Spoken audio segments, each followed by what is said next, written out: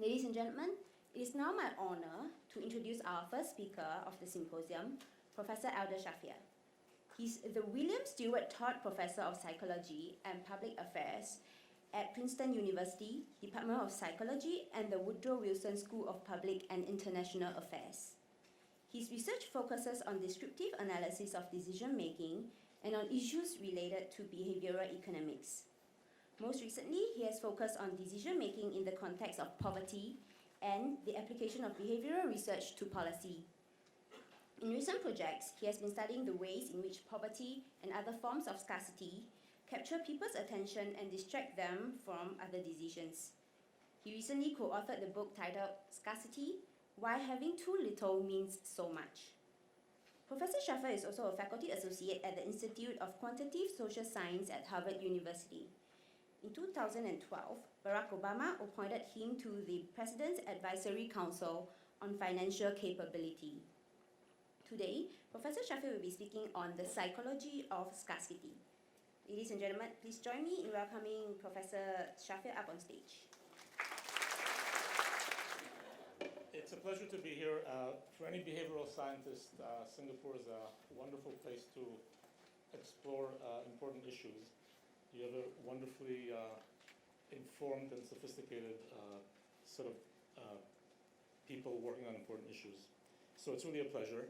And what I thought I'd do is give you a survey of the work that we've been doing, particularly on the psychology that has to do with scarcity, with the feeling of not having enough, and then raise some policy issues that I hope we'll come back to later in a general discussion, and that Professor Sunstein might touch on as well. The one way to start this, if you want to be a little provocative, is to tell you that the poor in money, don't look very good. They seem to be making decisions pretty badly. And that ranges from everywhere from the world of health. We've solved a lot of health issues today, and medicine is very advanced.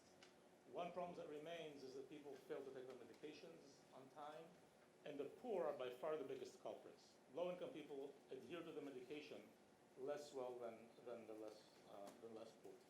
By the way, I'm going to be very vulgar with my use of poor and rich, as if it means something specific, but you understand the idea. Basically, those who have lower incomes are found to behave in ways that differ from those who have higher incomes. Weeding in the fields of developing countries. Weeding is a low-skill, very important activity that can raise your income by 25%. Lower-income farmers are found to weed less than their richer friends in a neighboring field.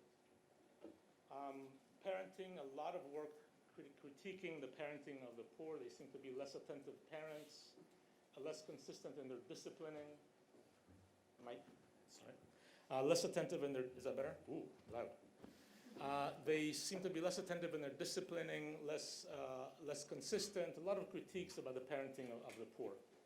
In finance, they seem to be making a lot of errors. The poor, especially in the US, where there is a very rich market in payday loans, they resort to payday loans that look very myopic. They solve a problem today, but they cost a lot more next week and make life more difficult. A lot of critique about the behaviors of the poor. Now, there's been a lot of attempts to explain why low-income people might look this way, ranging from peer effects to neighborhood effects, etc. I don't want to suggest that I'm going to argue against these. It's very possible, in fact, it's likely that some of these effects play a role. But what we wanted to do in our work is really abstract away from a lot of other issues and focus on one specific issue, which is the psychology that arises when people do not have enough and the behaviors that might lead to. Okay, so that's the topic. And it's interesting because we started working on poverty and money, but we ended up in something a little bit more general, which is why we call it scarcity. And the idea is very simple, really. The idea is that not having enough of something, it could be money, it could be time, as I suggested in a minute, and other issues. Not having enough of something focuses your attention on juggling, on managing the thing you don't have enough of.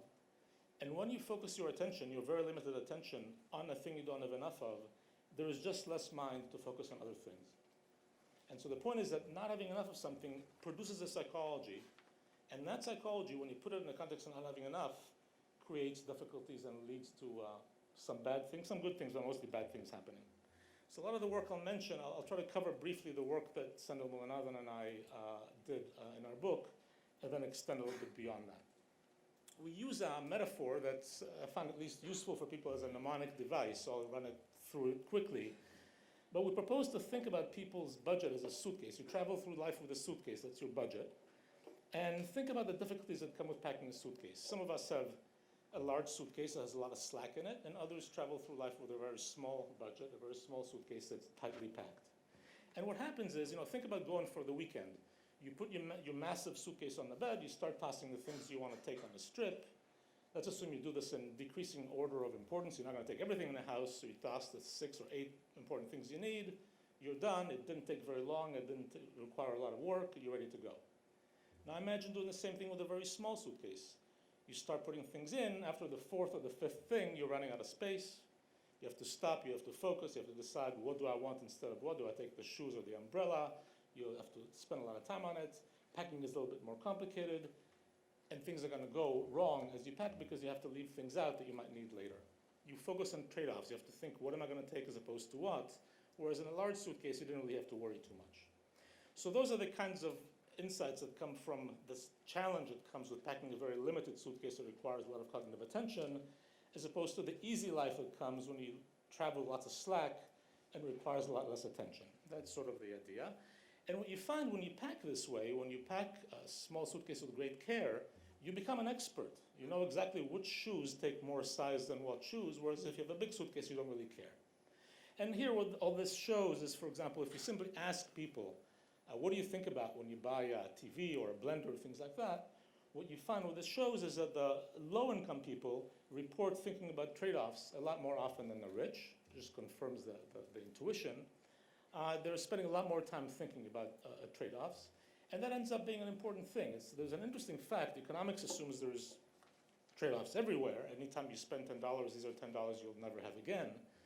But in fact, if you think about many of our lives, when you go through a daily routine, when you buy your lunch and your coffee and your book, you don't stop to ask yourself, what will I not buy instead? It's as if you're reaching into an infinite bucket of small expenses and you don't worry.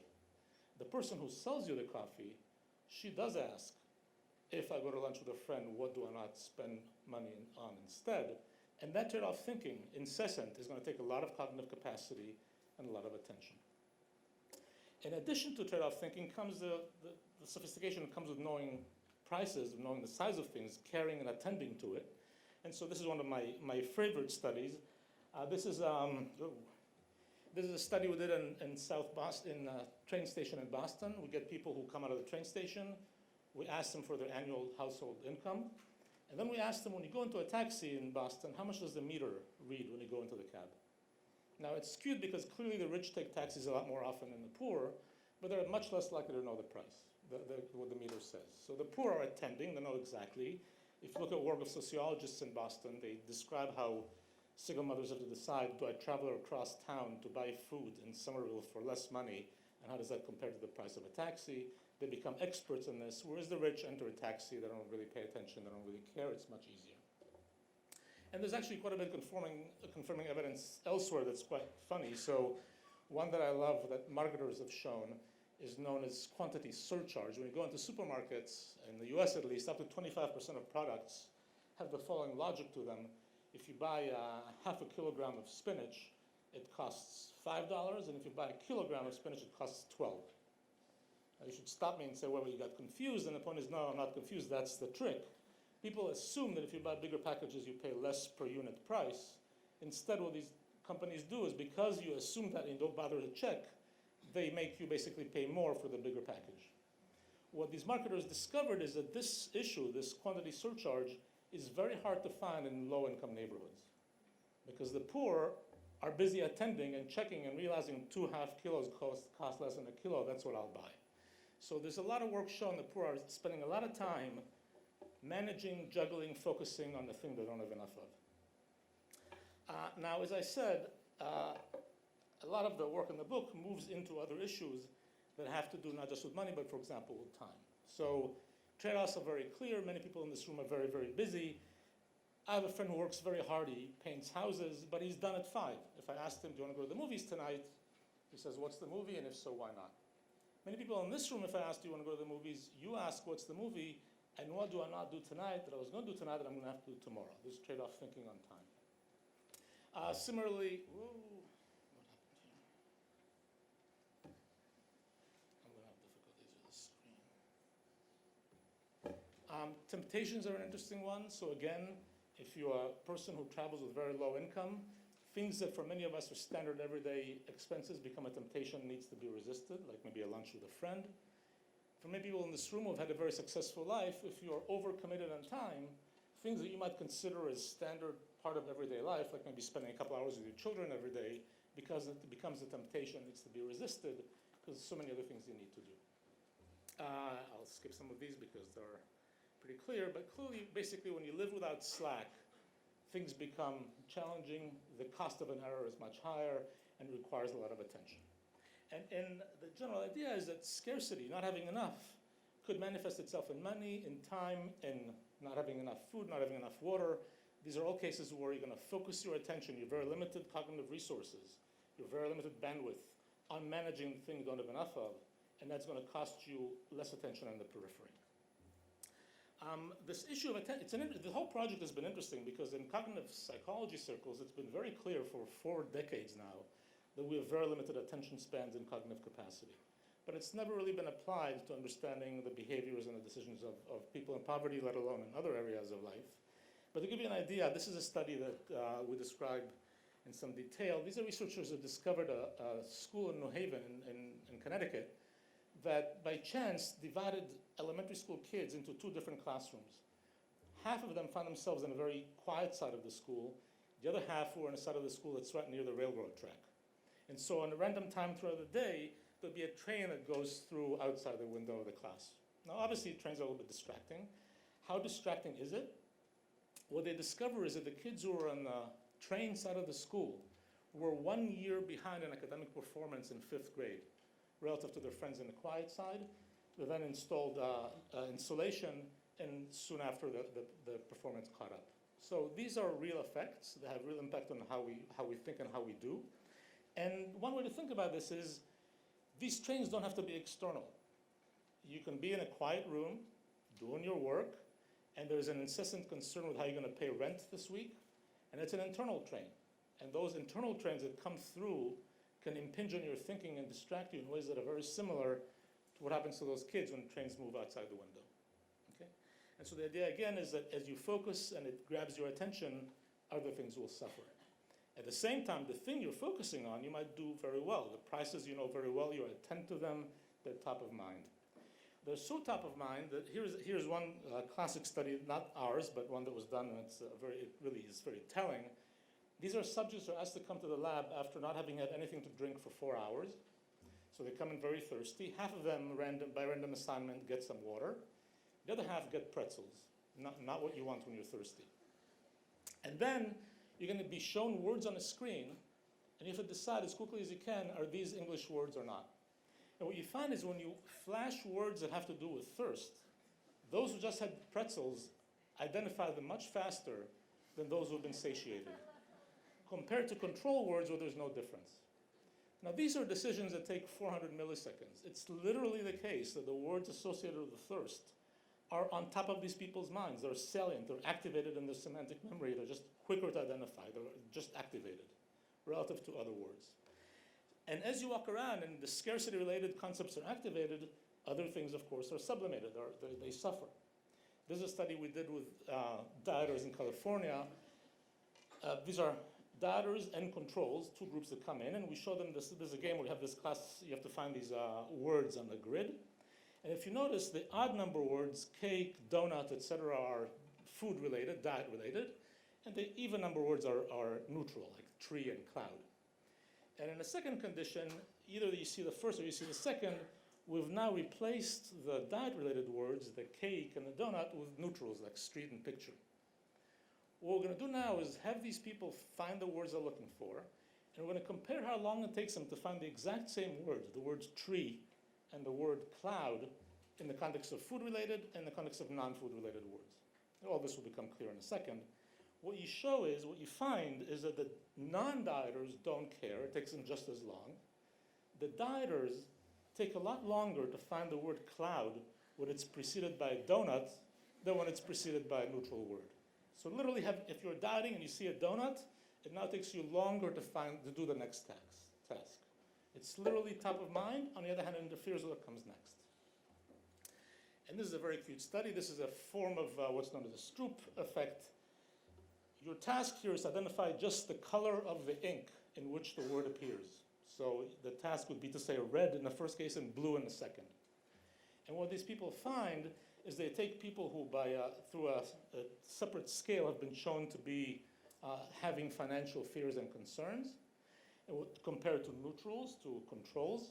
And what they show is that controls take just as long to say red as they take to say blue in these two words, whereas those who have financial concerns take much longer to say red than to say blue. When they see retirement, savings, other words related to financial concern, it interferes with their ability to quickly say the color of the word. So a lot of different, very low tests. What I'm showing you here is cases that range from long-term to very quick half-second effects. And things that have to do with scarcity are just very salient in people's minds. And what we talk about a lot is tunneling. As you're focusing on this thing you're trying to solve, on juggling this scarce resource, you're focusing on what's urgent, and other things in the periphery that might be very important are just getting less focus. And that's going to have a big impact on how you deal with things. And a classic study we did was in a mall in New Jersey where we go to participants. We ask them to participate in the study. They all agree. They sit in front of a computer screen. And what's going to happen is we're going to present them with financial scenarios. Your car breaks down. It's going to cost a certain amount of money to fix. As you're thinking about how you're going to take care of this problem, we're going to give you games to play on the computer to keep you busy. And then you're going to tell us how you're going to take care of the financial scenario that we described. The scenarios come in two versions. Simple or easy, where the car is going to cost $150 to fix, which we know for most people in the mall is perfectly manageable. Or it's going to come on a challenging version, where the car is going to cost $1,500 to fix, which we know from prior research is a major challenge for about half the participants in the mall. Okay, so you get the scenario, then you get these games to play, and then you tell us what you're going to do. And the games that you play end up being classic tests of cognitive performance. On the left, you have a cognitive control task. You have to respond the opposite side if you see a flower, and the same side if you see a heart. It's very confusing. It's a divided attention test. Think about it as a driving test. And on the right is a test that all of you, by virtue of being in this room, have taken a number of times before. It's a fluid intelligence component of the IQ test. It's supposed to come as close as possible to testing your ability to think in real time independent of education. Very, very, very heavily used test. So they get the scenarios, they do these tests, and then we look at how they do by dividing them by median split on household income into low and high income. Okay, so we have the rich and the poor in them all. To cut to the chase, if you look at cognitive control, the divided attention task, the rich, the high income in them all, perform just as well whether they've seen the easy car or the challenging car. They do just as well. The low income people in them all, when they see the manageable car, the $150 car, look indistinguishable from the rich. But when we show them the $1,500 car and how they're going to take care of it, their divided attention goes way down. They're distracted. They're driving less well. Moving to the IQ test, the rich do not care whether they're contemplating the easy or the more challenging car scenario. The poor are statistically indistinguishable from the rich. They're just as well in IQ. But when the poor are entertaining the challenging car, they do significantly less well. If you compare the effect size to standard assumptions about a normal distribution of IQ, the poor, when they're contemplating the difficult car, are about 13 IQ points less smart. 13 IQ points, if you look at the qualitative scales, 13 IQ points are enough to take you from average to borderline gifted or from average to borderline deficient. It's a big effect that you're getting. The same people who were just as clever when the car was manageable have now lost intelligence where they're dealing with a car that's challenging their financial capacity. We've replicated this within subjects with farmers in India. I'm going to skip some of this just for the sake of time. This is a study that I love because it has deep implications. This is a classic game. It's called Family Feud that American students know and love. You're supposed to guess categories, and they're all eager to do very well and do as best they can. They get paid according to how many points they make. And we assign them by random assignment into rich and poor in time. Some of them have 50 seconds per round. Some of them have only 15 seconds per round. And crossed with that, whether you're rich or poor, you're either in a condition where you cannot borrow, so every time you run out of time, you have to move to the next round, or we give you a payday loan. We give you a high-interest short-term loan. If you want a few more seconds, you can take them, but you pay high interest. If you want 2 more seconds, it's going to cost you 4. You pay 100% interest on the extra time you take. And the question is, do you take this extra time, and what happens? This is the rounds completed and the points earned. What you find, this is people who cannot borrow, who cannot borrow. Yeah. So every time a round ends, they go to the next one. And what you see is that the rich do a little bit better than the poor. Clearly, they do better because they have more time. They're richer. What happens when we let them borrow? When we let them borrow, the rich don't borrow very much because they have enough, but they do just as well. The poor, and by the poor I mean it's the same Princeton students, very sophisticated crowd, relatively speaking, who were wise not to borrow at high interest rates when they were rich. Now when they want a few more seconds, they grabbed a few extra seconds, pay a very high interest, run out of time too quickly, and leave the lab with fewer points. Okay, so payday loans, which are considered kind of the mark of myopia among the poor, here we're seeing Princeton students who are by no means myopic and who were able not to do this when they had enough, all of a sudden when they don't have enough, end up taking the same loans that the poor take. And so that's a deep suggestion. It's not the poor who take myopic loans, it's people who find themselves in contexts of poverty, of scarcity, who take myopic loans. It's nothing about the people, it's the context that makes you end up doing something that looks very myopic. And I mentioned to you the fact that the poor have been criticized for being not very attentive parents. There's a beautiful study that was done by sociologists who sit in the homes of air traffic controllers and gauge how they are interacting with their families. And air traffic control is a beautiful example because you have easy days and hard days that are largely randomly defined by weather and traffic conditions. And what they find is that these air traffic controllers are more attentive parents and more attentive spouses on easy than on difficult days. Again, what makes you negligent or attentive is not being poor or not, it's being, whether you're a poor person or not, it's being in a context that imposes scarcity on your mind and leaves too little of the other things to attend to the periphery. This is a couple more minutes. This is some interesting implications for how we think about bandwidth and scarcity. One that's really interesting that we don't get into much detail, but is a very interesting story, is that when you have somebody who's poor in money, what this suggests, they're also going to be poor in bandwidth. They're not only going to have little money, they're also going to have very little cognitive resources for other things in the periphery. And that has interesting implications because we know from a lot of research, if I want to give you an argument, to message you on something, to convince you of something, to make it very simple, there's 2 ways to get to you. I can get you through your central route. I need you to stop everything, attend to what I'm saying, listen to me, and parse the message. Or I can get to you peripherally. I put a poster of somebody drinking Coca-Cola, you're not even thinking about it, and I'm getting a message through. Now, as it turns out, when you're cognitively very busy, it's very hard to get to your central processor. The peripheral is very easy. And that has interesting implications. If I want to convince you to save for retirement, what poster do I put on the wall that gives you the urge to save for retirement? It's very hard to do. If you look at messages to save for retirement, they look like this. And the problem with this is it requires your full central processor. You have to stop everything else you're doing and try to figure out what is being conveyed here and logically parse it. Now imagine instead I want to convince you to smoke. I don't want you to go through a central processor because the central processor, if you stop and you attend and you parse my message, is going to say, no, I don't believe this. What I want you to do is the opposite. I want you to be very busy with other things, and I'm going to subliminally, on the side, bombard you with pictures of beautiful people, Italian villas. If you're in America, a few guns can make people very happy. And that gives you the urge to smoke.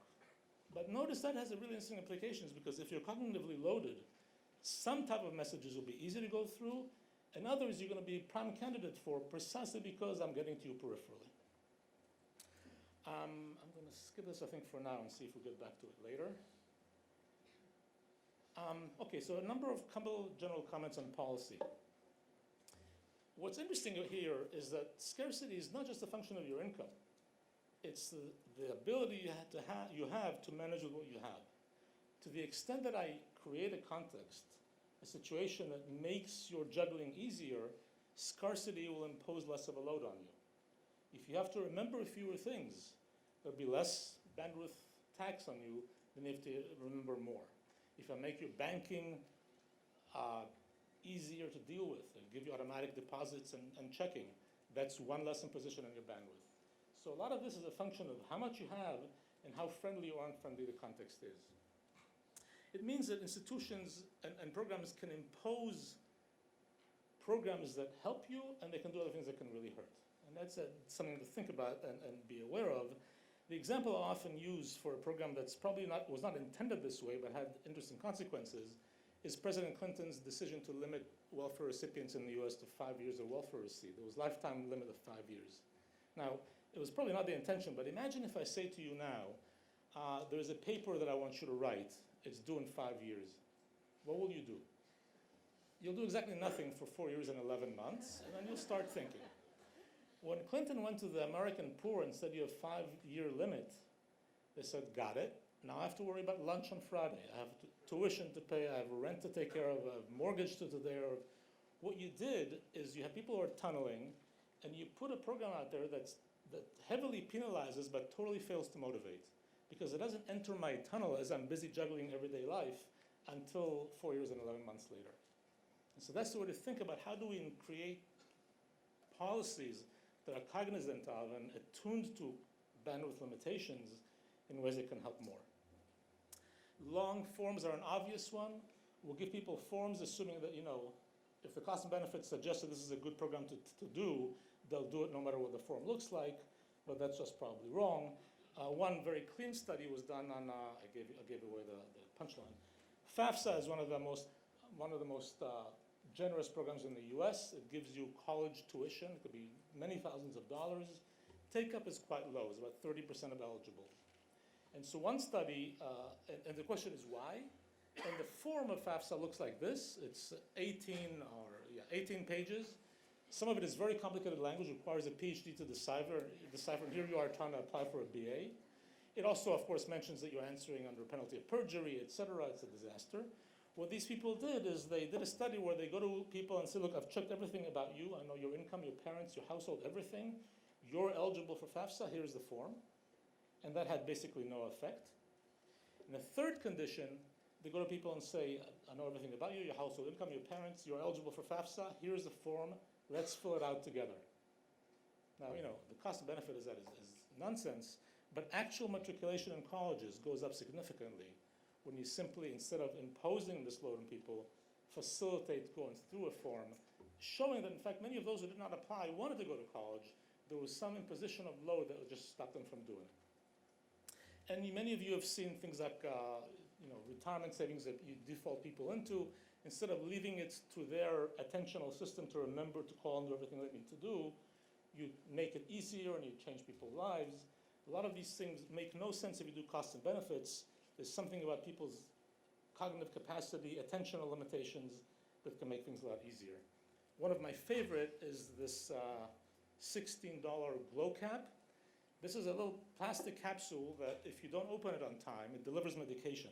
If you forget to open it on time, it lights up, then it screeches, and some versions call you on your cell phone and email you to say to you, you haven't opened me on time. And it's too early to tell, but some courageous estimates have estimated that in cases, for example, of HIV positive patients who are taking a medication 70% of the time is not 70% good, having this silly, cheap reminder can really give you a decade of life expectancy. So these are very simple gadgets that make a lot of sense if you take into account people's cognitive limitations. And the last slide, one way to think about this is, life is a complicated cockpit. And what we've realized in aviation now is that there's only so much you can train the pilots. And after that, when errors happen, it's because you can do something to improve the cockpit design. And so the question is now, once we have pilots doing the best they can, how do we design the cockpit in ways that produces better performance? And notice if you produce a cockpit that's defective, it's going to trick both good and bad pilots. It's only the right cockpit that allows people to take personal responsibility and do the best they can. And the last insight I'll give you is the following. This bandwidth I'm talking about, this very limited bandwidth that we have in our minds, that's the one we use to do our banking, to remember to take our medications on time, to eat healthy, to attend to our children's homework. It's a single bandwidth we have. And that has really interesting implications. It means that if I give you some bandwidth gift in one area of your life, you might use it elsewhere. And that's not how policymakers typically think. Typically, if I go to you and I improve your banking, I give you a more friendly banking account with deposits and payments, I typically come back a year or two later to see how you're doing financially. This has an interesting implication. It says that if I give you an easier, more friendly banking system that gives you a bandwidth gift, you might then thank me for the gift and use it to take your medication on time or to spend time on your children's homework. And so that suggests that by making some part of your life easier, you might find people's improving elsewhere, not necessarily in the exact domain you improved, because it's a single bandwidth that they're using and you've given them a gift somewhere, which they can use elsewhere. Okay, so that's kind of one of the interesting insights, and I hope we'll discuss a lot of it later. So thank you. I would now like to introduce our next speaker, Professor Cass Sunstein. Professor Sunstein is currently the Robert Walmsley University Professor at Harvard. From 2009 to 2012, he was Administrator of the White House Office of Information and Regulatory Affairs. He's the founder and director of the program on Behavioural Economics and Public Policy at Harvard Law School. Professor Sunstein has testified before congressional committees on many subjects, and he has been involved in constitution making and law reform activities in a number of nations.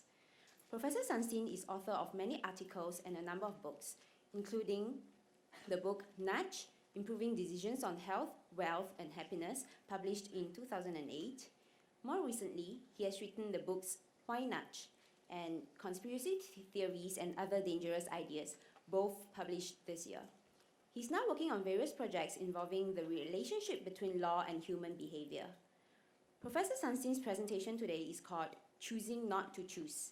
Ladies and gentlemen, please join me in welcoming Professor Sunstein up on stage. Great. Well, it's a tremendous honor to be here. I've been given such generosity and graciousness in my short time. I really want to thank you all for having me and hosting me.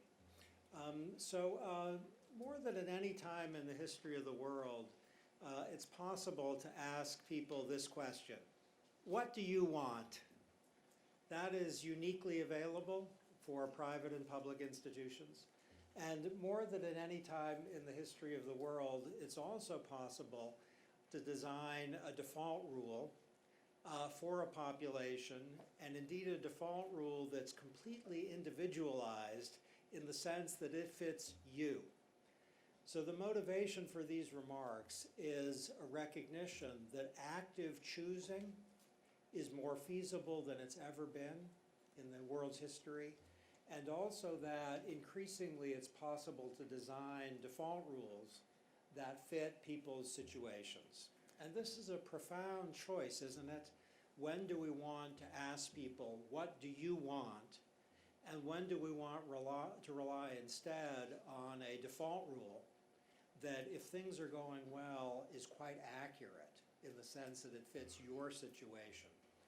I'm hoping you can see already a connection between Eldar's remarks about bandwidth and these remarks. If the government or your health insurer or your employer asks you, what do you want? It is taxing your bandwidth, but you may appreciate the question. If the government or your employer says, this is what you're going to have unless you indicate otherwise, it's relieving you of pressure on your bandwidth, and you might appreciate it or be a bit resentful. Okay, I have two opening sets of remarks. This is from a novelist named David Foster Wallace. All you need to know about behavioral economics really is in this story, I think. There are two young fish swimming along, and they happen to meet an older fish swimming the other way. The older fish nods at them and says, "Morning, boys, how's the water?" The two young fish swim on for a bit, and then eventually one of them looks over at the other and says, "What the hell is water?" And the point of the story is that we are all often swimming in water, but we don't recognize it as such. Our choices are subject to an architecture behind it, and we don't recognize its existence or its consequences for what we do. So one of the things that behavioral research signals is that there's water in the background of our choices, and it's good to try to figure out what it's doing. Okay, I have some examples that pose the choice between active choosing and default rules. For retirement plans, health plans, privacy, energy, and organ donation, these are areas where there's a pervasive decision that some institution has to make whether to create a default rule for people or instead whether to ask them to choose. In Germany, for many years, there has been a great deal of interest in cleaner energy. In almost every community in Germany, for many years, the number of people who choose cleaner energy is very low, somewhere below 5% up until recently. There are two communities in Germany where the use of green energy is very high, over 90%. And the reason it's high is not because those communities are focused on climate change or on the air pollution risks associated with dirtier sources of pollution. It's that in those communities, to some extent, just by serendipity, there is a green default. People are defaulted into green energy, and they can freely choose something a little less expensive and less clean, but they don't. The default rule turns out to stick. I'm sure you're aware that with respect to retirement plans, health plans, privacy, and organ donation, the default rule tends to be very sticky. These are cases in which people choose not to choose, and the default rule ends up being determinative of what they do. Increasingly, it will be possible for sellers to predict your purchasing preferences. And they might ask you whether you want to enroll in a program by which you will be automatically sent things that you like. Is that desirable or not? It's a situation in which people might choose not to choose. Okay, here's the problem and some basic claims. People often choose not to choose. Or they would if they were informed. This can be rational. It can be rational for reasons that are closely connected with the bandwidth problem and the problem of cognitive scarcity.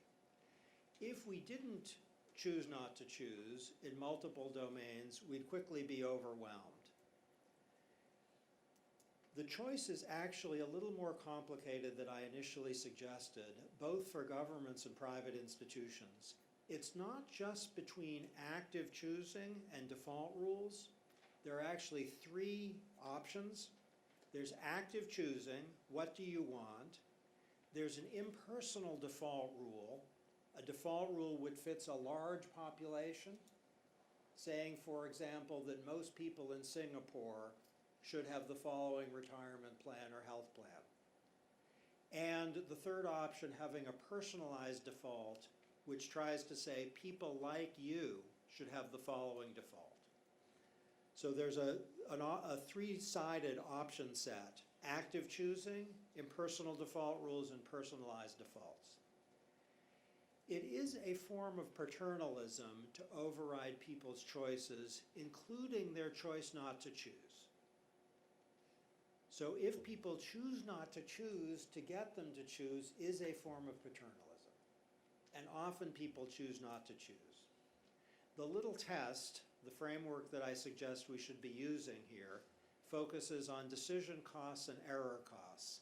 And that's a bit abstract. What I want to say is, in thinking about the right solution to a problem where people might be asked to choose or might be given a default rule, we want to think about two considerations. What is the cost of the decision, and what is the cost of error? If, for example, we knew that a population would do well and be benefited by an impersonal default rule that automatically enrolls them into a retirement plan, if we know that's good for people, then we should do that because the decision costs are reduced, people don't have to think about it, and the error costs are also quite low because we've stipulated that it suits people's situations. If by contrast we have a situation where the government doesn't really know what the right retirement plan is, and where people, if they're given some information, can figure it out, then we want active choosing.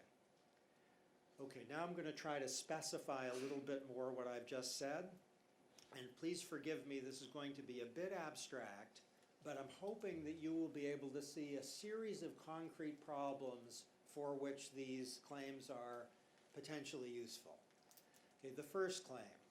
Impersonal default rules, meaning a default rule that fits a large population, should generally be preferred to active choosing when the context is confusing and unfamiliar. People would prefer not to choose, learning is not very important, and the population is not heterogeneous, which is to say diverse under along any relevant dimension. So these are the 4 conditions for an impersonal default rule where we should celebrate its use. When I returned to Harvard a few years ago, I was defaulted into a retirement plan which is relatively impersonal, meaning it suits most people. Choosing a retirement plan is confusing. For most people, it's unfamiliar. Most professors don't want to have to think about what their retirement plan should look like. That's not fun. Learning isn't really important. It's not so important to know about the details of investment decisions. And the population, university professors, is not diverse along any relevant dimension. Impersonal default rules are good. There's a major qualification, though. We need to be able to trust the choice architects, whether they're in government or in the private sector. If they can't be trusted, then it would be best to insist on active choosing. Now, the reason I think this is a helpful point, even though in a way it's obvious, is that the people who love active choosing often are implicitly saying, we think the choice architects can't be trusted. Their motivations are bad or they're inadequately informed. And the people who are skeptical about active choosing say, look, people are busy, they don't have a lot of expertise. The choice architects know better in the situation what's best for people. I think this little framework helps us to identify what is the actual issue. Second claim. Active choosing should generally be preferred to impersonal default rules when choice architects are biased or lack important information. The context is familiar. People would actually prefer to choose, and hence choice or search is a benefit rather than a cost. Learning matters, and there's relevant heterogeneity, meaning the group is diverse.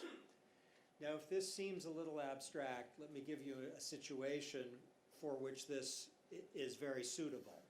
If you go to most restaurants, you are not defaulted into a meal. You are asked, what do you like?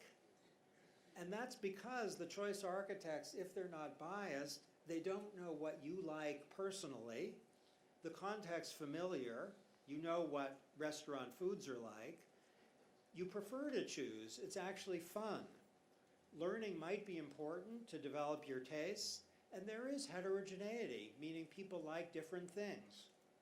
So the question these slides are suggesting is the situation one like a retirement plan, which is a good case for impersonal default rules, or is it instead like a restaurant where the conditions are met for active choosing?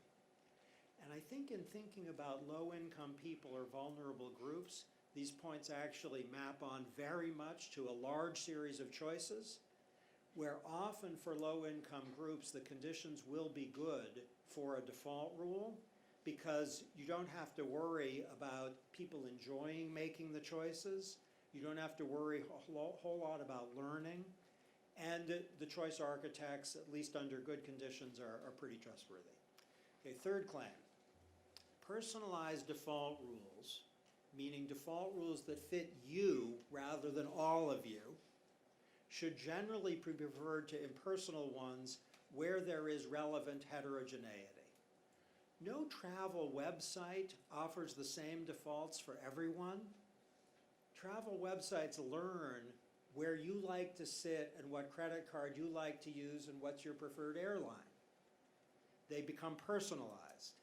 If we know that a retirement plan that suits young people wouldn't be sensible for older people, then by all means, let's personalize our default retirement plans.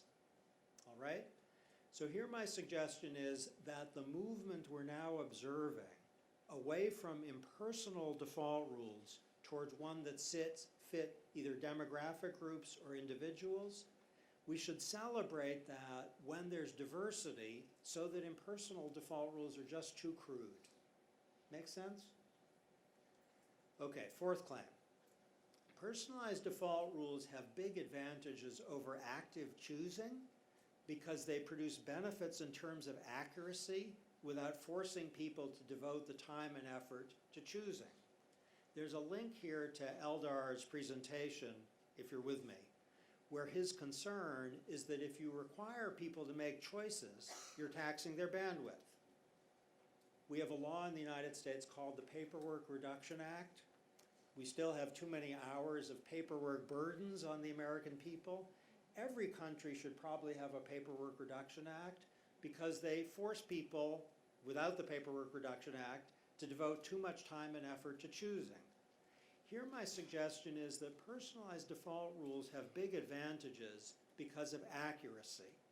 Whenever choice architects are both informed and trustworthy, then there's a good argument for personalized default rules, at least if safeguards are in place to protect privacy. Now there's a little prediction in this slide. It's abstract, but there's a prediction, which is as the years and decades continue, we should see more in the way of personalized default rules because private institutions and public institutions will know more about individuals and therefore can devise solutions for individuals that are well suited to their situations. You don't have to force people to choose. You put in place a default rule that suits them, whether it involves a benefits plan, education, retirement, or healthcare. But if they don't like it, they can choose something else. That's the beauty of the default rule. It's not mandatory. Okay, now I'm going to back up a little bit and get a little more concrete. What exactly is active choosing? It has three principal phases. Sometimes people can be punished for not choosing, as for example, if people are told you must vote. That's compulsory choosing. Sometimes people are told if you want to get something, like a job or a driver's license, you must, as a condition, make a choice. And third, in ordinary free markets, people make active choices. You don't own a cell phone or an automobile or shoes unless you've chosen them. There's active choosing built into markets.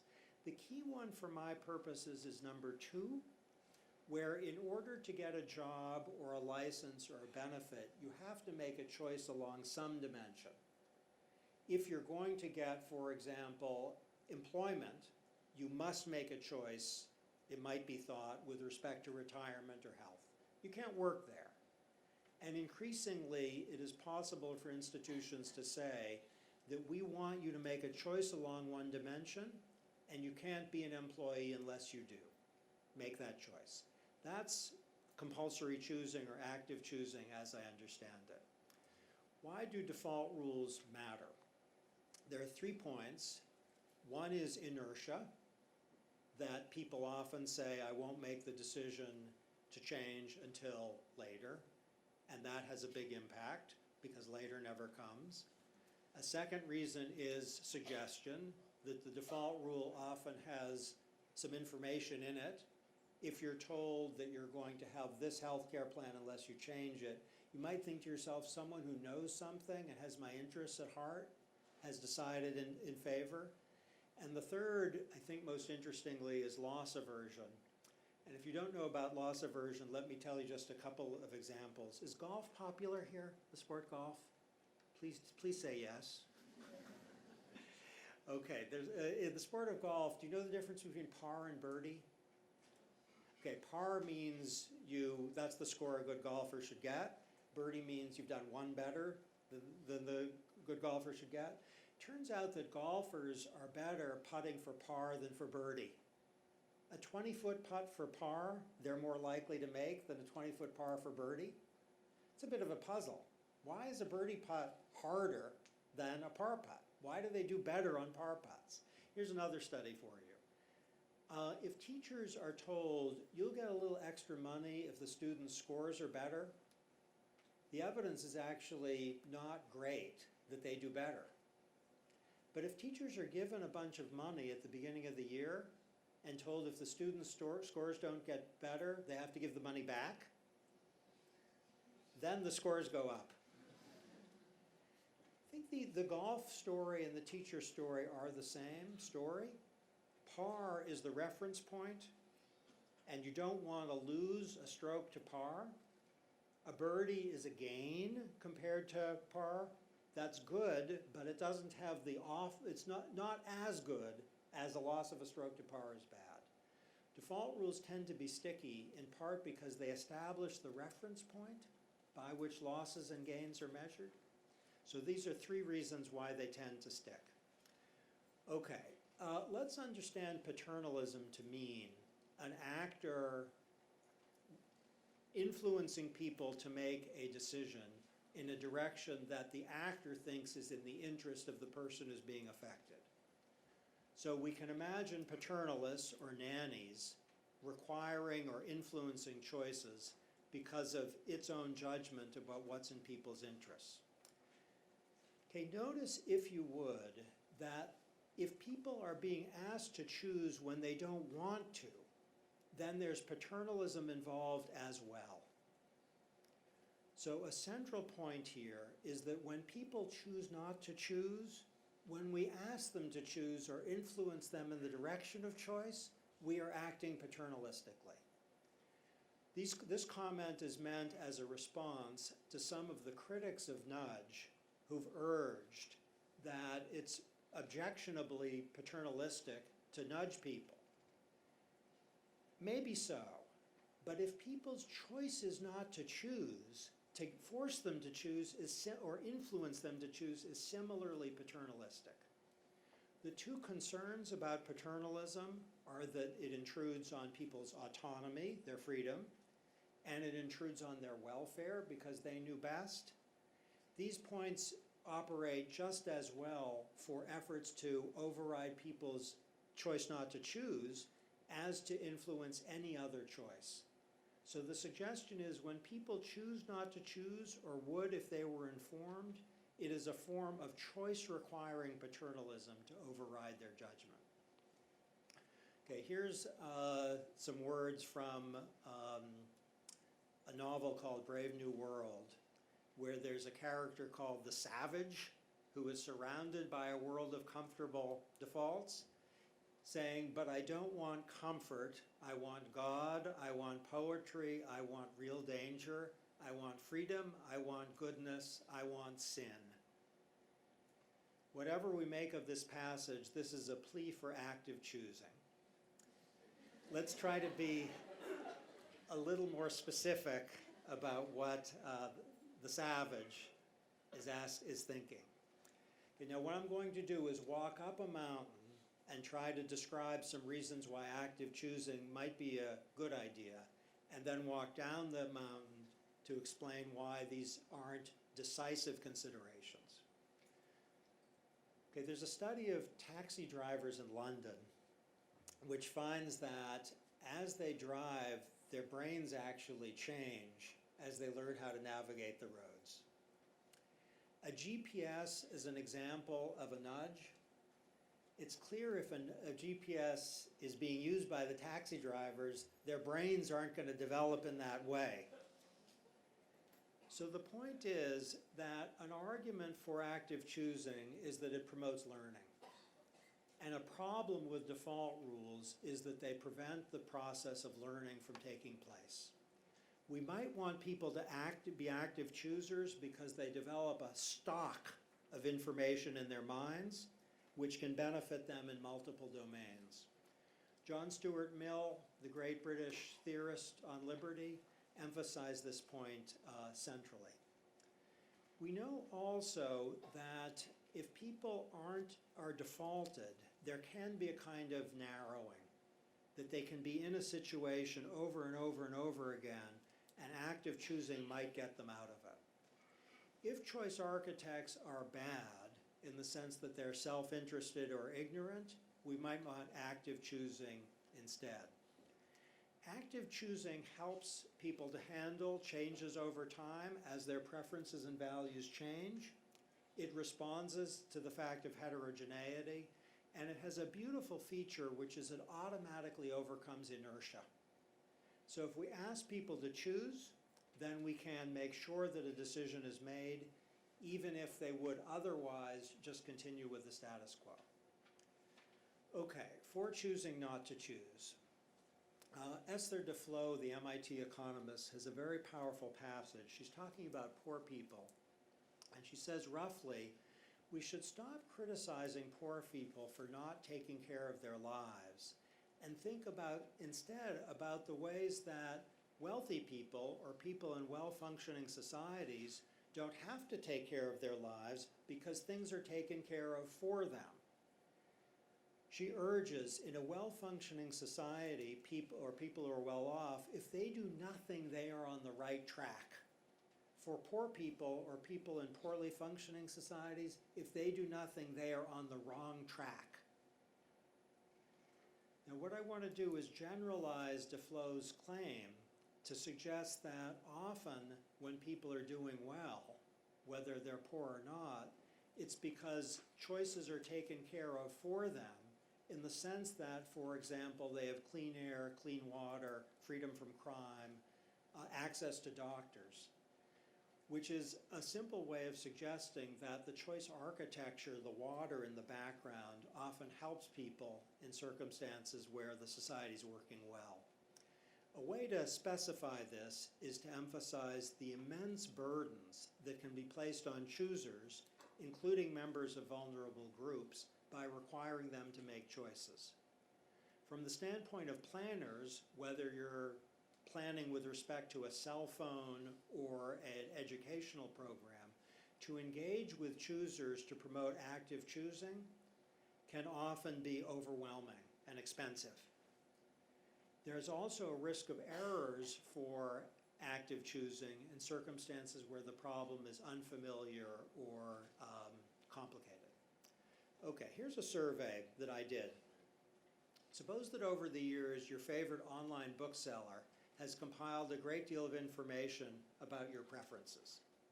Would you approve or disapprove if the seller decides in favor of default purchases, by which it sends you books that it knows you will purchase and bills you?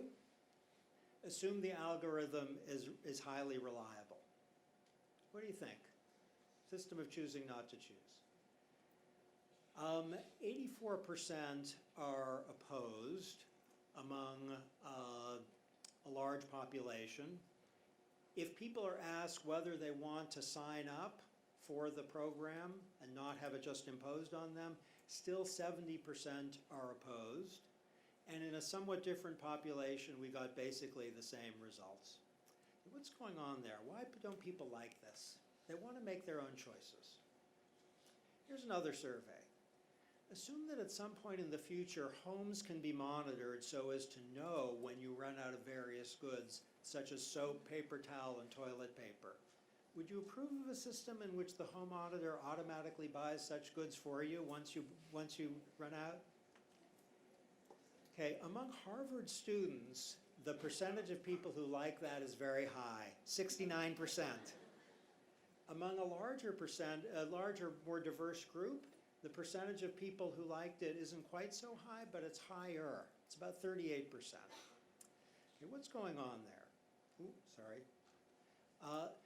What's going on in the difference between the book case and the appliance case? fits well with the framework I've described. For books, search is a pleasure, and the risk of error is perceived as high. For household goods, search is just a tax, and the risk of error seems relatively low. That helps to explain the difference. Okay, here are my conclusions. We now have a framework, don't we, for understanding when we want active choosing, when we want default rules that are impersonal, and when we want personalized default rules. It basically involves decision costs and error costs. And my suggestion is that the decision cost, error cost framework can operate a little like a knife that cuts through otherwise intractable problems. There's a clear link between Eldar's work on scarcity and bandwidth and the uses of default rules that make it unnecessary for people to choose. The future, I suggest, is one in which we're going to see a lot more in the way of personalized default rules. And while that system creates definite risks, including risks to personal privacy, it's much more of a blessing than a curse. Thanks. I'm honored to introduce our next speaker, Dr. Rory Gallagher. He is the Managing Advisor and Director of International Programs for the Behavioural Insights Team, commonly known as the Nudge Unit. The team was established by Prime Minister David Cameron in 2010, and in February 2014 was spun out of government as a mutual joint venture with social innovation charity NESTA and the Cabinet Office. Dr. Gallagher leads the team's international partnerships, in particular through ongoing advisory work with the governments of New South Wales in Australia and Singapore.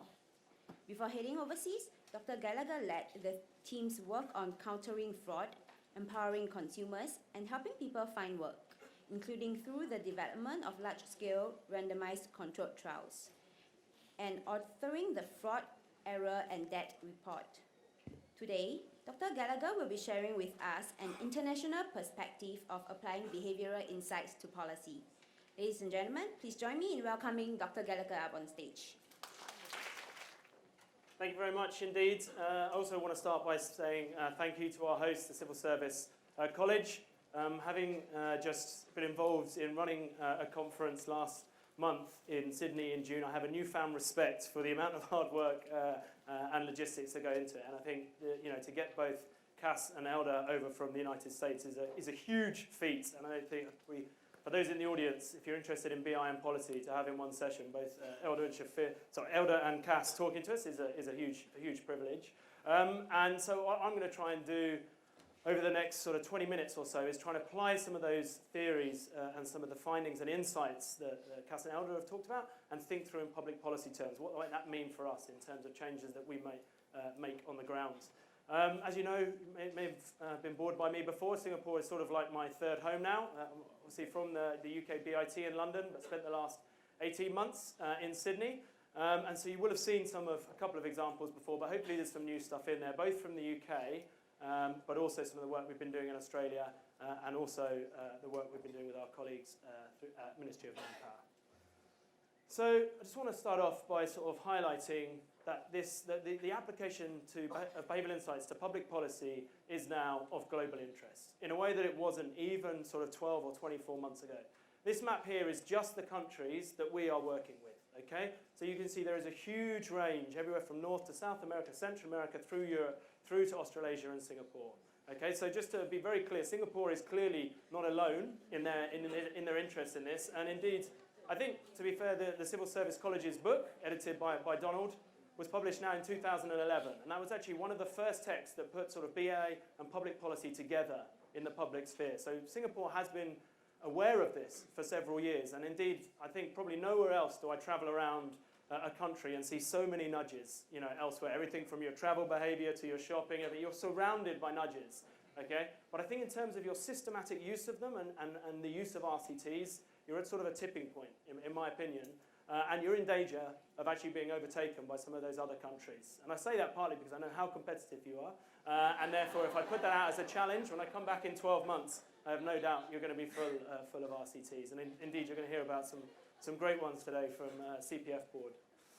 So in my opinion as well, the debate and the critique of this has also shifted over the last 12, 24 months. So if I reflect on the type of questions that I'm asked, and certainly some of the critiques and theme that came out of the Behavioural Exchange Conference last month in Sydney, it's definitely a change in the way that this is being questioned, this approach. So sort of 12, 24 months, 2 years ago, there was a lot of questions around, is this manipulation? Is this just crazy blue sky thinking that's never going to have any impact?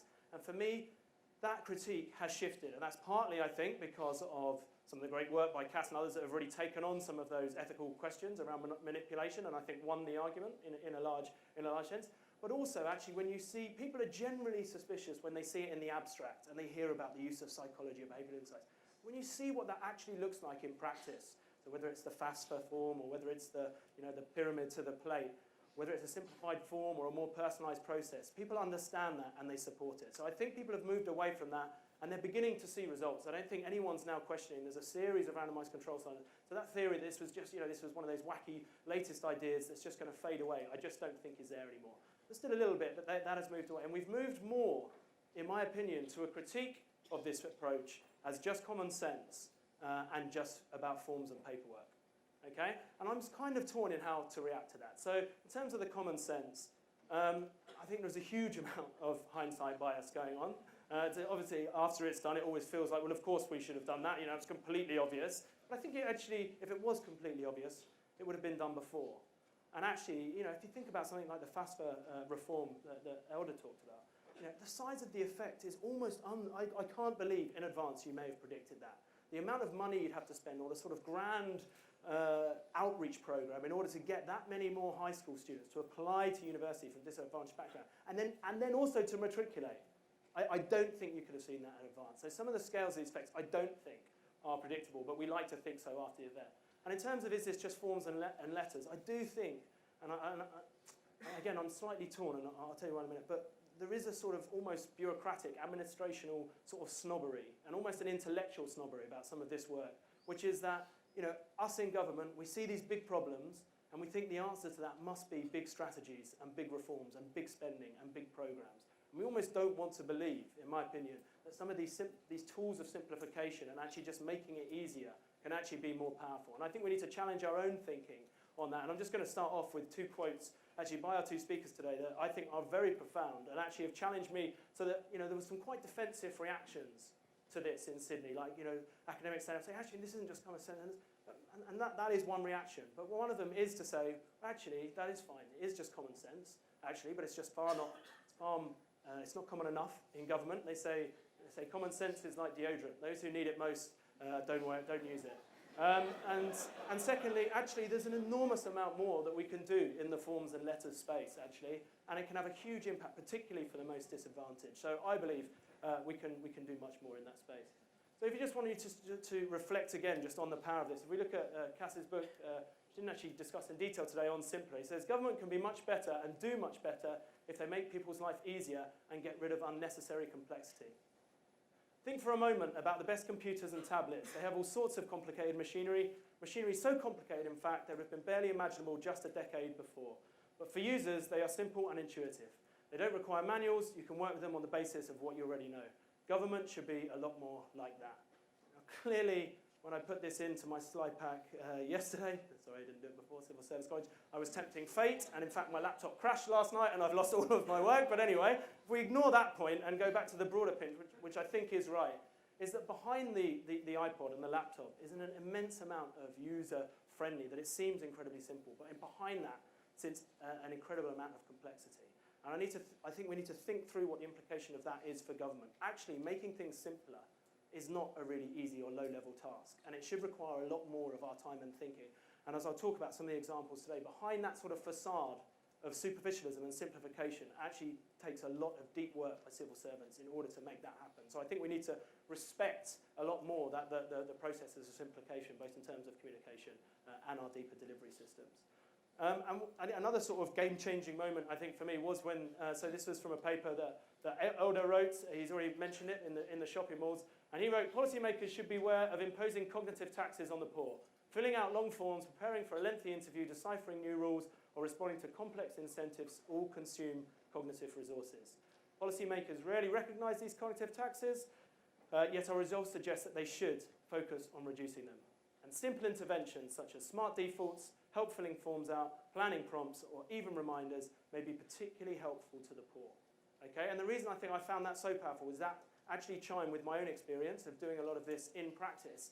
But also, if we just think back to what Eldar sort of finished with as well, about the sort of bandwidth gift that you can give these people. Not only might you get better compliance in the things that you want them to do, but you're actually freeing up time in order for them to spend that cognitive energy on other outcomes that we want for the disadvantaged, whether that's parenting, health, etc. So for me, there's almost a moral imperative on us as policymakers, as choice architects, to think through how do we simplify this system? How do we make the water a bit less murky for the fishes, as to draw on Cass, or how do we make that cockpit a bit simpler for people to navigate our services? And indeed, these two approaches have informed our own thinking and our own approach to doing this in policy. We recently published a paper in the Behavioural Insights Team, and essentially this sort of tries to distill down 40 or 50 years worth of very, very detailed and complex research into 4 simple points for policymakers. And that is essentially, if you want someone to do something, make it easy, attractive, social, and timely. And again, there's lots of detail and complexity that sits beneath that, but actually we have yet to find a policy that you can't apply those principles to and improve the outcomes for citizens on the ground. So just to go back to the concrete example of what Cass was talking about in terms of auto-enrollment, okay? This is the result in terms of the savings that we've seen in the UK from the introduction of auto-enrollment, okay? More than 1 million new savers, and particularly amongst the young and disadvantaged. And again, the size of that impact, the amount of financial incentive that you'd have had to put in place in order to get that to work would have been unthinkable in terms of spending, and yet it was done through the simple use of a default. And I say simple, but again, there's an incredible amount of complexity that sits behind that, and indeed the public engagement that enabled the British government to do this, deliberative forums engaging with the public, saying, looking at some of those decision costs, some of the error costs, and effectively the public giving us the permission in government to bring out a default rule around pension was incredibly, incredibly important. And I think in years to come, we may see that move into a more personalised default arena, but I think that's a few years down the road yet. And actually, it seems to be working incredibly well. And again, there was lots of critics at the time that said everyone's just going to opt out, it's a waste of time, money. And again, we're not seeing that. And again, there's still a huge amount to learn in terms of what exactly that default is, if there's ways we can escalate that, etc. But again, they are good challenges to have. Now we've built a much stronger foundation in terms of savings. One more example of simplification at sort of a macro level I just wanted to draw on. And again, just to go back to Cass's point earlier on, this is, all of us, I imagine, are confused by some of the consumer markets out there in terms of the bewildering number of options that we have for a variety of plans. Everything from our energy bills to our phone bills, through all sorts of consumer goods, okay? Some would argue a deliberate obfuscation of the market. One option would be to just default people onto a minimum tariff, but again, that probably wouldn't allow for the sort of diversity that people have over use, and indeed to draw on the sort of active learning that we might even want in some of these markets. So we are drawing on, again, some of Richard Thaler's and Cass's work around smart disclosure. We've introduced legislation to force companies to give back consumers their data in a portable electronic form. So that, for example, you can just scan a barcode, a QR code on your utility bill, and then it will give you a series of options, ideally one day sort of with a recommended default about which is the best plan for you based on your personal usage. Because again, we just don't know. Right? I have no idea how many minutes I use. I have no idea how many, how much my electricity varies during the day or night, how it compares to others. All right? Incredibly powerful tool, but this has taken several years of negotiations with companies and through legislation, and we're still not there. Okay, but it's a fight I think that's worth having. And just to draw you back to Cass's, I think there's an incredible amount of potential. Our team's been having a lot of discussion around automated switching. So to go back to that the choice not to choose. Actually, I don't really want to have to keep switching energy provider or bank account. Actually, what I probably really want is a trusted intermediary that I could hand over and say, do you know what? Deal with my investments and move them around. Deal with my mobile phone and get me the best deal. Deal with my utilities and get me the best deal. I have no interest in doing that myself, and I will almost always get it wrong, even with this amount of personalised information Okay, so actually I think there's enormous potential in those sorts of areas to move to this idea of choosing not to choose. So as well as the sort of big macro stuff, we're also involved in sort of quite micro level stuff. And again, what I think Eldar's work does quite nicely is to think about scarcity not just in times of financial resources, although they are often the most acute, but also to draw it back, or probably to things that we can all relate to a bit more, like the scarcity of time and being time poor. And certainly in hospitals, in emergency departments, we know that doctors and nurses are very time poor. And because of that, make some errors, particularly around things like prescription. Okay, and we know that in a rush that doctors who notoriously have bad handwriting, when you write microgram and milligram, they can often look fairly similar. Okay, and in the busyness of a hospital, you can get those two things mixed up with quite severe consequences and even fatal consequences. And so Imperial College London did some work where they actually changed the form where doctors were writing down prescriptions. Okay? Very, very simple, forcing people to ring rather than write out, much quicker to use and much, much clearer. Would that work? So you can see in terms of dosage entering correctly, a noticeable impact, but in terms of contact numbers and frequency, huge, huge impacts. Again, just by simplifying the form. And again, we say just simply, okay? But an enormous amount of thinking went into that, and an enormous amount of discussion with doctors and frontline staff to get that right. But the benefits are huge, both for our frontline staff and for citizens. And to give you one more from Eldar's Lift around reminders. Reminders are absolutely, I think, crucial, again, to getting people to do all sorts of things, from turn up to appointments, to pay, etc. But the detail of how they are actually sent and received are incredibly important. So this is an example for some work we're doing in job centres, where we're trying to get people to turn up to job fairs. So eventually you might have a job fair on an evening or a weekend, you get all these employers in, and attendance is depressingly low. Okay, we are literally talking about a few percent of people turning up to these job fairs because we send them a letter, we tell them about it, they forget because they're busy trying to work out how do I make sure I get my benefit and I don't get it taken away, etc. Okay, if you just send a text message, you get about 10% of people turning up. If you just include the claimant's names, it says Donald. Here you go, this is where it is. That goes up to 15%. If you also add the name of the advisor, so it says Donald, this is when the recruitment fair's on, from Rory, the advisor, goes up to 18%. And if we just add a little sort of human touch to that, which effectively says, I've booked you a place, good luck, it goes up to 27%. Okay? So that reminder, which again, I feel like, done badly in the civil service, could feel like just another nag, turn up from Job Centre Plus, be at this appointment when, can suddenly be changed to actually something quite personal and quite meaningful that makes you want to turn up. And we don't have the data yet, but it would be very interesting to see how many people actually go for these jobs when they turn up. And my hypothesis would be not only are you more likely to get people to turn up, because of that sort of backing, that intervention from your advisor to make you feel good, you end up actually applying for more jobs as well. So again, these little subtle tweaks, you could just say a little reminder, a text is just simple, that's obvious. After that, of course it would have worked. I'm not sure the size of that effect, and again, it's a relatively small sample, we're talking about 1,000 or so it will probably go down once it's replicated over time. But that sort of effect is incredibly, incredibly powerful, and something I think we should all be thinking about. How do we do that? How do we reduce some of these cognitive taxes on the most disadvantaged? This is just some work that we're doing now in New South Wales, just so you can see some of these techniques are being replicated in different jurisdictions.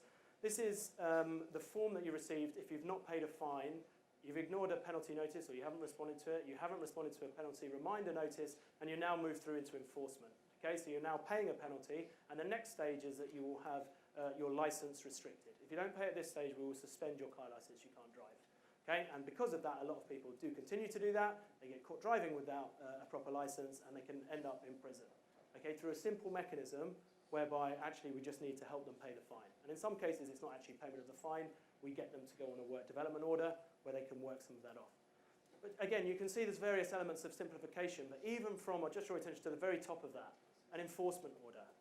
Okay, and again, this is something about the process of how you apply this. One of the first things we did was go to the call centre and speak to the staff who were dealing with these phone calls and say, well, and what sort of messages are you hearing? How would you say it? And say, well, no one understands what enforcement order is. It's a legislative term. It's a bureaucratic term. I said, well, what is that? They said, well, it's an unpaid fine. They said, all right, well, why don't we call it an unpaid fine? They said, oh, we can't do that, it's in legislation, we have to do that. And I said, I'm fairly certain that there is no legislation on the books that says on the letters that we write out, in the top right-hand corner, we must write that it's an enforcement order, okay? These are the sorts of practices that we get into, the over-interpretation of legislation on the floor. So I think we call it an enforcement order somewhere down here, okay? We've got a clear call to action, and we spell out consequences that were previously sort of written in dense text, okay? And again, you can see material increases, statistically significant increase in terms of payment rates, which again, this is now being scaled up across New South Wales. If those rates persist, and there's good reason to think they will, 9,000 less people will have their licence taken away, as well as the obvious revenue benefits to the state. And again, we've seen that through every stage. We also did the penalty notice and the penalty reminder notice, and all of those are now being scaled up. And indeed, interestingly, the effect size that we saw from the smaller scale pilot are actually increasing when we're rolling out, which is different to what we've seen in some other spaces. So really, really, again, positive. These are people that probably wanted to pay the fine, or at least knew and understood they had to pay the fine, but couldn't quite work out who they had to call, or what they had to do, or what the consequences were. Final example from Australia before I move on to Singapore. This is a piece of work that we did to simplify processes and forms and messages in an emergency department. And again, when people say to me, well, that's just forms and processes, etc., again, I do get slightly riled because I think, actually, this is an emergency department, okay? And if you get this wrong, people's lives are literally at stake, right? So you want to make sure that you get this right. So we thought very long and hard about how we would change some of these processes and the types of messages, etc. And effectively, what this process was looking at whether people use their private health insurance in the emergency department, okay? And this, for me, is just an archetypal example as well of how government works and doesn't think about the cognitive taxes of someone with scarce health resources. These are people that are focused on their pain. I mean, literally, they have their arm hanging off. They're in the ED, and we go in and I ask them to sign 5 or 6 bits of dense paper in an emergency department with your arm hanging off. You know, that cannot be the right process, all right? Interestingly, if you want to go public, you sign 1 bit of paper. Okay? Now, in terms of the incentives in our system, can that be the right way around? Okay? These private patients are bringing in significant dollars into the hospital, which they can then fund frontline services, but we've got our incentives all wrong. We've got our processes all wrong. It should be exactly the same. It should be one form, whether you want to go public or whether you want to go private. We also did some other stuff around the types of benefits and incentives, etc. So again, one of the things was that you use your private health insurance, but there weren't any clear benefits.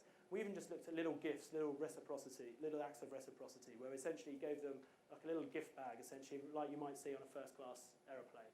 Okay, which just gave them, a few toiletries, etc. Most of them aren't expecting to come to an ED, they're staying overnight, and actually just having something to sort of freshen up. Actually, they can see after they went away, when I used my health insurance, that was the clear benefit. Okay, this is again being replicated in 3 other hospitals with similar results, and we expect that to bring about an extra 11 million, which we got agreement from the hospitals that it would be spent a proportion of that money on what the ED staff chose.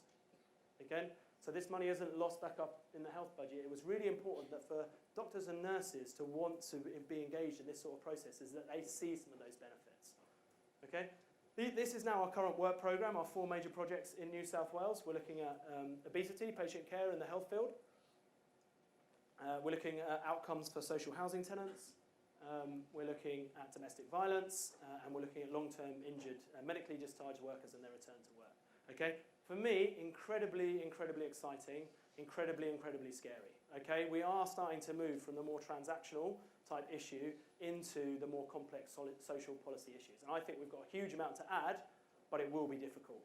And as I'll talk at the end, we're not guaranteed success, but I think these approaches can bring real benefits.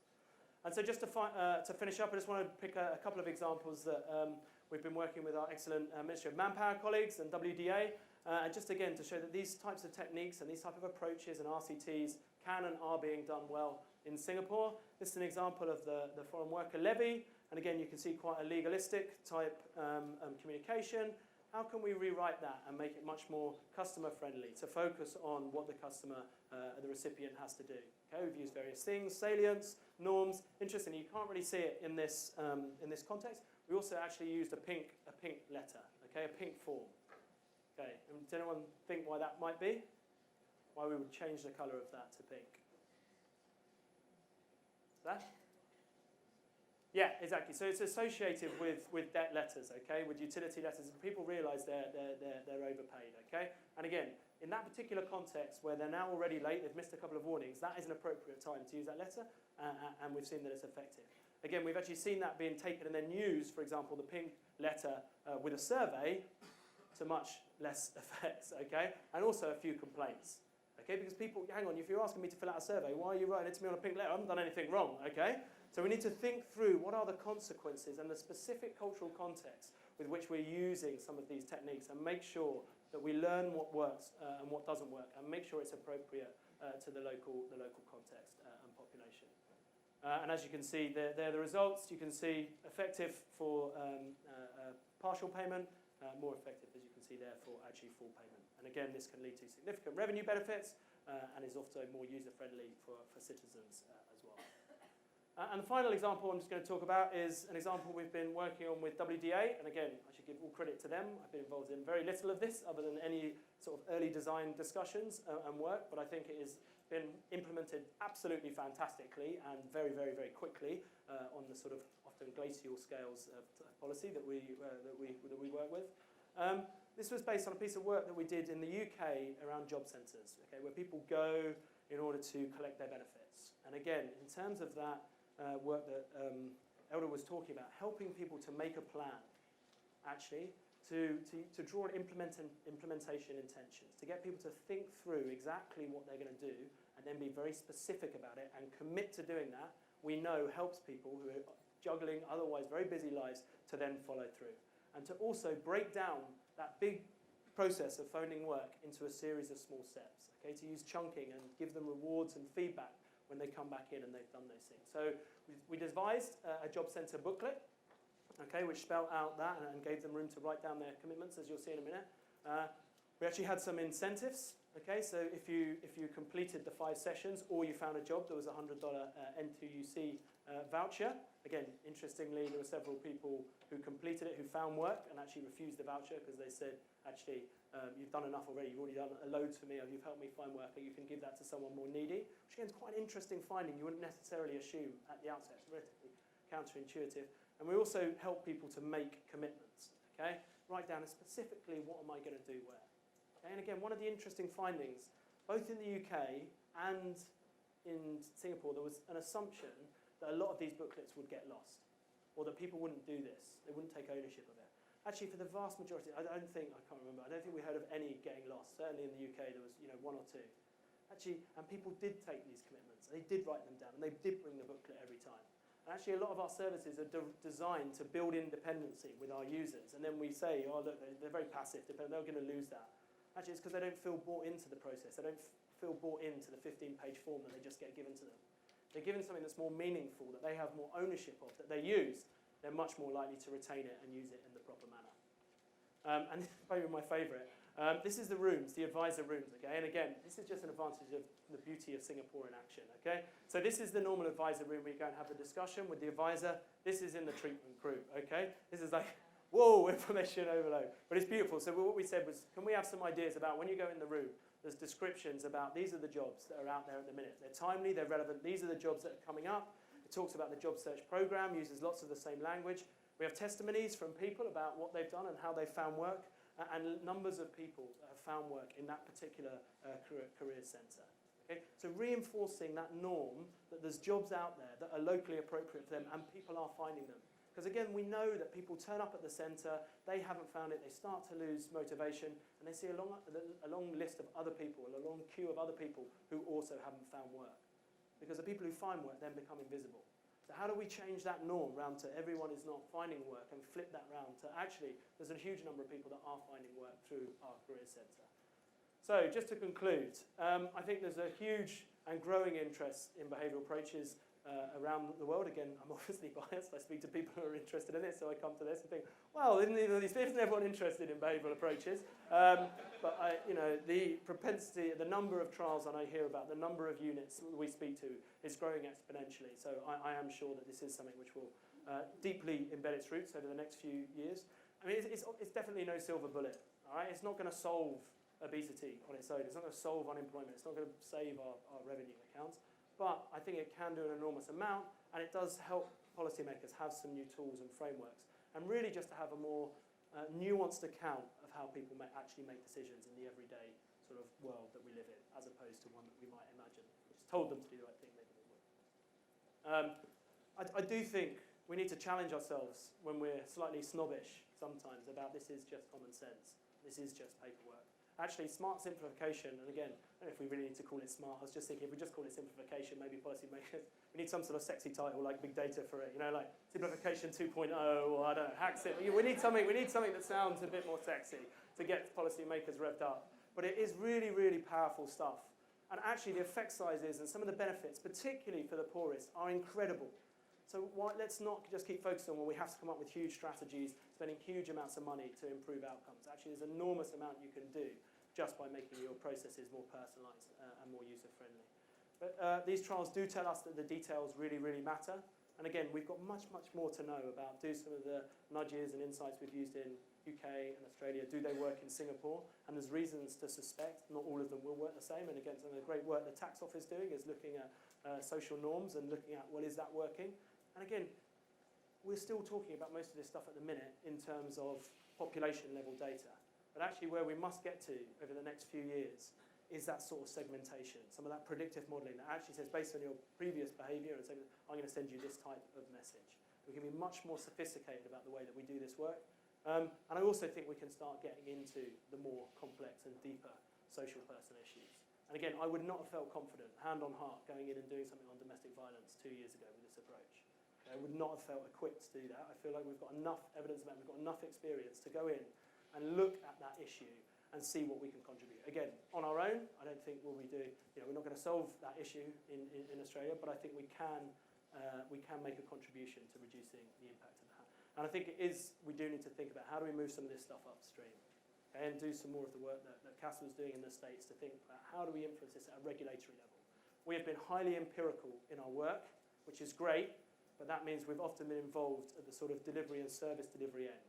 And that's great, but it then must inform replication and it must inform policy design.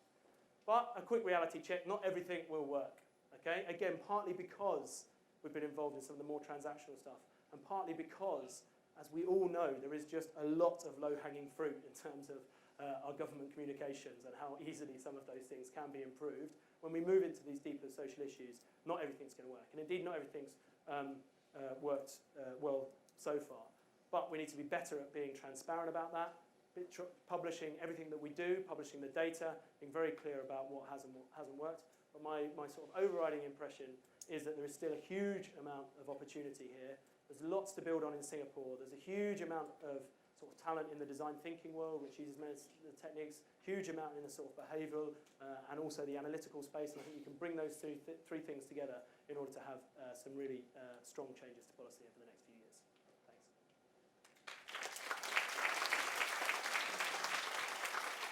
If you want to find out any more information about the team, you can go to this website. There's loads of great videos, including of Cass and others speaking behavioural exchange for those that weren't there.